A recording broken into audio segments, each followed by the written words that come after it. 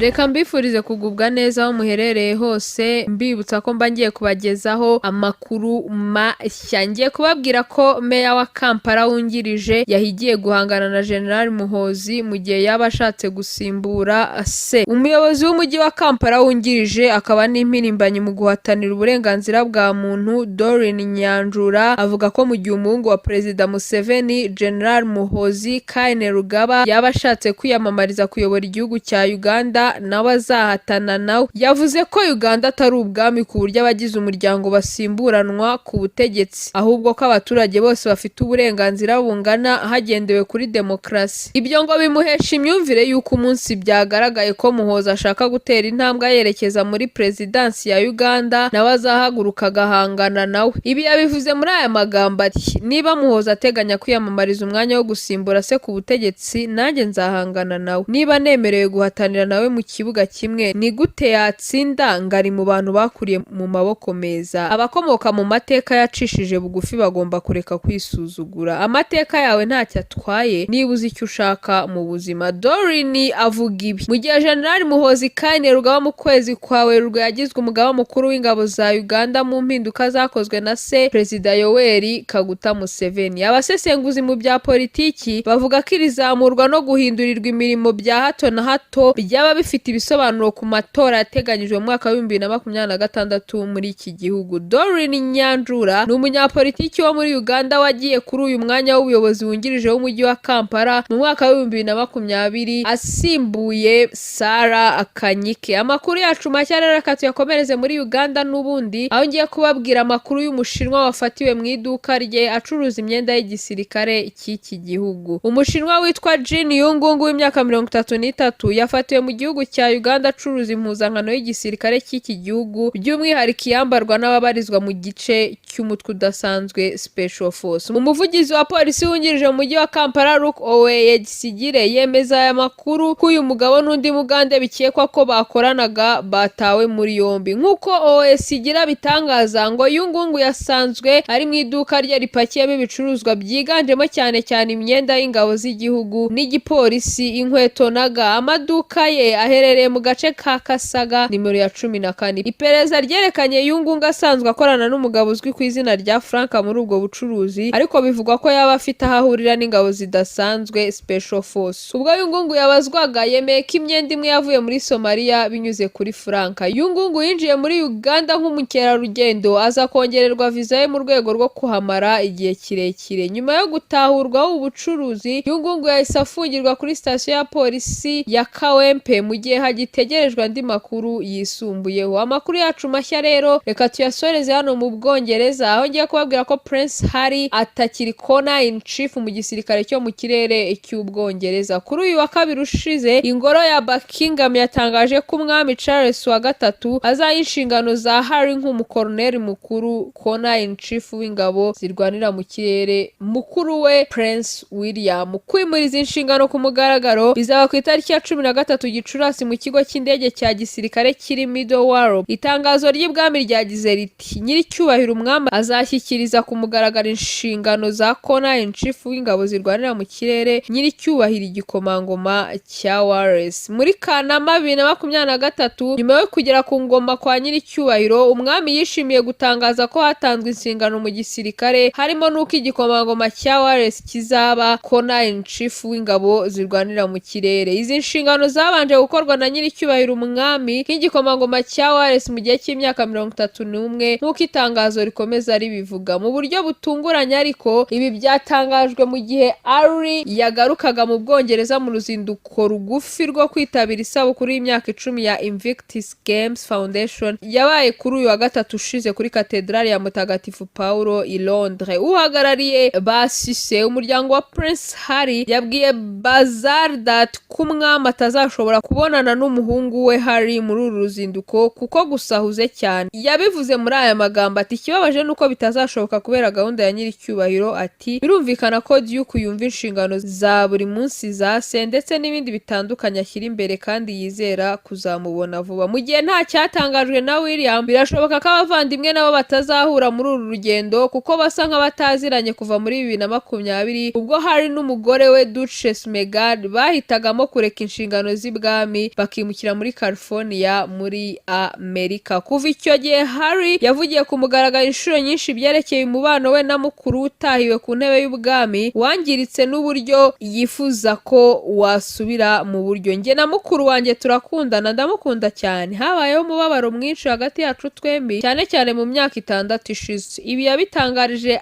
ITV umwaka ushize ubwo yaganiraga kuri memoire ye. Nkunda data, nkunda murumuna wanjye kandi nkunda umuryango. Ntabwo ntekereza ko data cyangwa murumuna wanjye bazasoma igitabo, ariko ibyo bambwira n'ibyo mfite kubabwira bizaba hagati yacu kandi ndizera ko bishobora kuguma muri ubwo buryo. Prince William we ntabwo aragira icyo atangaza ku mugaragaro ku makimbirane avugwa hagati ye na murumuna we, bivugwa kenshi ko yaba afitanye isano n'icyemezo cya Prince Harry cyo kubana n'umwiraburakazi wigeze gushaka umuruta noneho w'icyamamare Meghan Markle. Nko muri iki gihe ubuzima bw'umwami Charles wa gatatu bwifashe nabi ndetse ashobora no gutanga igihe icyo ari cyo cyose. Bivugwa ko yifuza guhura n'abuzukuru we Archie werutse kuzuza imyaka 5 na Lilibeth w'imyaka 3, ariko ngo nyina Meghan ngo ntagibikozwa kuko asa nk'uwahuzwe mu Bwongereza kubera ukuntu yahakiriwe nabi. Ngende Josephine Uwizeyimana, mbashimiye uburyo mukomeje gukurikirana amakuru make ngenda mbagezaho, mbibutsa gukora like, subscribe, share na comment kugira ngo mukomeze mukurikirana amakuru make ndi kugenda mbagezaho.